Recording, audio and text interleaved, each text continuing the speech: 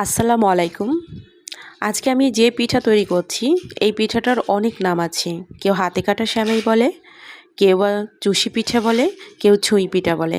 যে যে নামেই ডাকুক না কেন, এই পিঠা দেখতে যেমন সুন্দর, খেতেও ভীষণ মজা।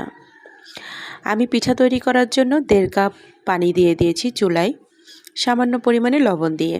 পানিগুলো যখন জোশ হয়ে এসেছে, আমি চায়ের কাপের 1 কাপ পরিমাণে শুকনো আতপ চালের গুঁড়ো দিয়ে দিয়েছি আর দিয়ে 5 মিনিটের মতো আমি ঢেকে রেখেছি। এবার ঢাকনাটা উঠিয়ে 5 মিনিট পরে আমি এবার নেড়ে চেড়ে আটা করে নিচ্ছি। আর আমার এখানে যখন আটাটা হয়ে গিয়েছে, এবার আমি একটি প্লেটের মধ্যে ঢেলে নিয়েছি। হালকা গরম থাকতে থাকতেই এবার আমি আটা মথে নেব খুব সুন্দর করে, যেমনটা করে আমরা রুটি তৈরি করি ওরকম একটা ডো তৈরি করে নিয়েছি। এবার আমি আপনাদেরকে দুইভাবে পিঠা তৈরি করার নিয়মটা দেখিয়ে দিচ্ছি। প্রথমে আমি অল্প পরিমাণে আটা নিয়ে এভাবে হাত দিয়ে ডলে ডলে লম্বা করে নেব।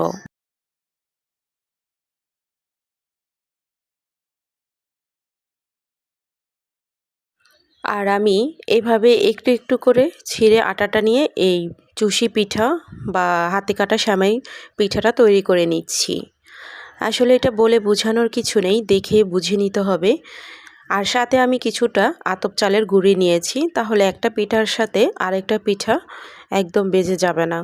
আর হ্যাঁ, আমি বলতে ভুলে গিয়েছি, আমরা সাধারণভাবে যেভাবে রুটি তৈরি করি ওই আটাটার থেকেও এই আটাটা একটু বেশি শক্ত হবে, তাহলে পিঠাগুলো খুব সুন্দর করে তৈরি করা যাবে।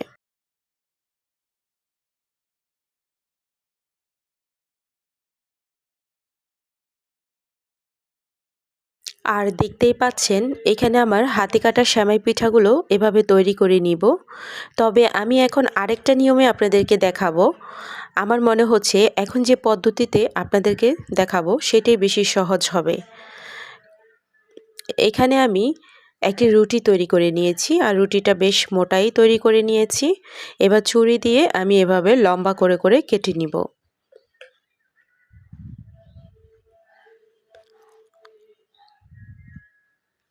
আর এইভাবে লম্বা করে করে কেটে নেওয়ার পরে খুব সহজে আপনি পিঠাগুলো তৈরি করে নিতে পারবেন।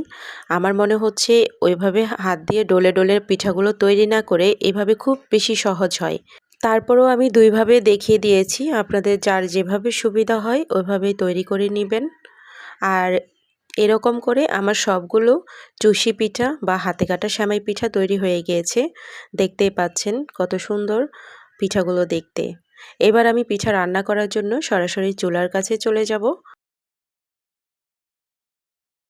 আর দেখতেই পাচ্ছেন আমি আগে থেকে 1 লিটার লিকুইড মিল্ক রেখেছি। আর আমি এখন দুধটুকু ফুটিয়ে নিব। তার আগে আমি কিছু মশলা দিয়ে দিচ্ছি, 2টি তেজপাতা, 2টি দারুচিনি ও 4টি এলাচ মাঝখানে ফাটিয়ে আমি দিয়ে দিয়েছি, তাহলে খুব সুন্দর একটি ফ্লেভার আসবে। আমি এখন দুধ জাল দিয়ে নিব। দুধ যখন ফুটে আসবে সে পর্যন্ত অপেক্ষা করব। আমার প্রিয় বন্ধুদের কাছে একটি রিকোয়েস্ট করছি, এখন পর্যন্ত যারা ভিডিওটি দেখছেন লাইক দিতে ভুলে গিয়েছেন, একটি লাইক দিয়ে ভিডিওটি কন্টিনিউ করবেন।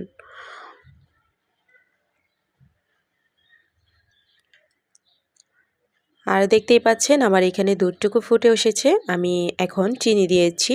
আর চিনিটা হচ্ছে যার যার পছন্দ মতো, যে যতটুকু মিষ্টি খেতে পছন্দ করেন ঠিক অতটুকুই চিনি দিয়ে দিবেন। আমি এখানে দিয়ে দিয়েছি 1.5 কাপের মতো, কারণ পিঠা বা পায়েসের সাথে একটু মিষ্টি হলেই ভালো লাগে। আর আমি এভাবে চিনিটা দেওয়ার পরে আরও কিছুক্ষণ নেড়েচেড়ে রান্না করে নিচ্ছি।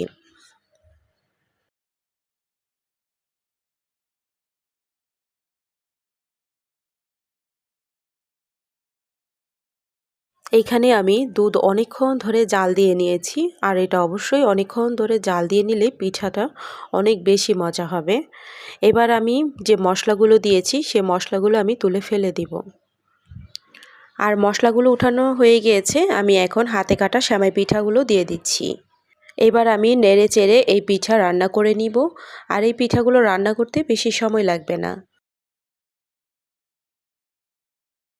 আর দেখতেই পাচ্ছেন এইখানে পিঠা খুব ঘন হয়ে এসেছে।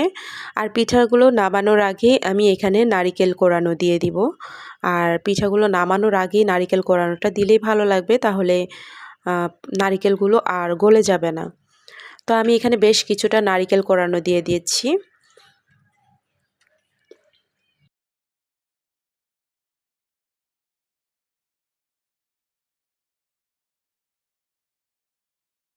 এইখানে আমি কোরানো নারিকেলটা দেওয়া শেষ হয়ে গিয়েছে। এখন আমি দিয়ে দিচ্ছি কিছুটা কিশমিশ। আর আপনাদের যাদের ভালো লাগে পায়েসের সাথে বা সেমাইয়ের সাথে কিশমিশ তারা দিতে পারে না, যাদের ভালো লাগে না তারা দিবেন না। এখন আমি একটু নেড়ে চেড়ে সব কিছু মিশিয়ে চুলাটা অফ করে দিব, কারণ এটা কিছুক্ষণ পরে আরও অনেকটাই ঘন হয়ে আসবে।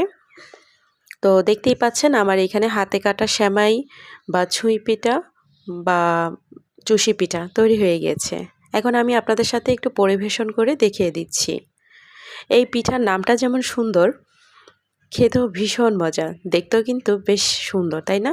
মাশাল্লাহ। আজকের এই পিঠার রেসিপিটি আপনাদের কাছে কেমন লেগেছে অবশ্যই আমাকে কমেন্ট করে জানাবেন। আর যারা আমার চ্যানেলে নতুন, যদি আমার এই রান্নার রেসিপিটি আপনাদের কাছে ভালো লেগে থাকে তাহলে আমার বন্ধু হয়ে আমার পাশেই থাকবেন, তবে সাবস্ক্রাইব করে নিতে হবে। আর সাথে থাকা ছোট্ট বেল আইকনটি প্রেস করে রাখবেন, যখনই আমি কোনো নতুন ভিডিও আপলোড করব সবার আগে নোটিফিকেশন আপনার কাছেই যাবে। আর দেখতেই পাচ্ছেন আমি বাটিতে পরিবেশন করার পরে আমি উপর দিয়ে আরও কিছুটা কোরানো নারকেল দিয়ে দিয়েছি আর দিয়ে দিচ্ছি কিশমিশ, দেখতে ভালো লাগার জন্য। আজকের মতো এতটুকুই, আবারও নতুন কোনো রান্নার রেসিপি নিয়ে আপনাদের মাঝে চলে আসব। যে যেখানে আছেন ভালো থাকবেন, সবার জন্য অনেক বেশি দোয়া রইল। আল্লাহ হাফেজ।